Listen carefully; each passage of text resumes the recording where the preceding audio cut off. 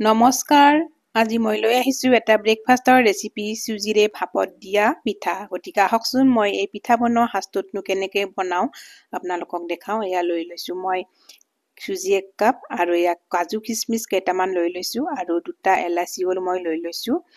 আৰু ইয়াত দেখিছে নহয়, এতিয়া অলপ লৈছোঁ মই গুৰ মিঠাই আৰু এয়া লৈছোঁ মই গাখীৰৰ সৰু পেকেট এটা। এতিয়া মই এইখিনি এটা বাটিত ধুনীয়াকৈ মই চুজি কাপ লৈ লৈছোঁ আৰু ইয়াত লৈ ল'ম মই এতিয়া আধা চামুচ নিমখ, আধা চামুচ বেকিং পাউডাৰ আৰু এতিয়া ইয়াত লৈ ল'ম মই গাখীৰৰ পেকেটটো। ইয়াত গোটেইখিনি মই লৈ লৈছোঁ আৰু তাৰপিছত দিম মই ইয়াত কাজু কিচমিচখিনিও ইয়াত মই দি দিম আৰু এলাচিখিনি মই গুটিখিনি মই ইয়াত বাকলি এৰাই দি লৈছোঁ আৰু এইখিনি মই শুকানে ধুনীয়াকৈ অলপমান মিক্স কৰি লৈ ল'ম।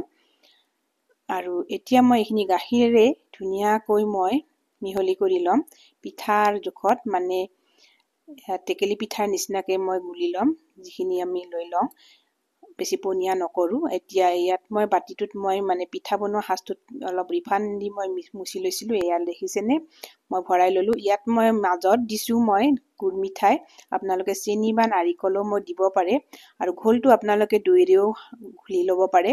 এয়া দেখিছে ন, এতিয়া মই ভৰাই ল'লোঁ। এতিয়া কুকাৰত মই পানী গৰম হৈ 10-15 মিনিট মই পিঠাটো হ'ব দিলোঁ আৰু ধুনীয়াকৈ হৈ গ'ল। দেখিছেনে, ধুনীয়াকৈ কেকৰ নিচিনা হৈছে। এতিয়া গাখীৰ চাহৰ লগত এতিয়া খাম। আপোনালোকেও ভাল লাগিলে বনাই খাব, আলহী আহিলেও দিব। আপোনালোকে সকলোৱে ভালে থাকক। ধন্যবাদ।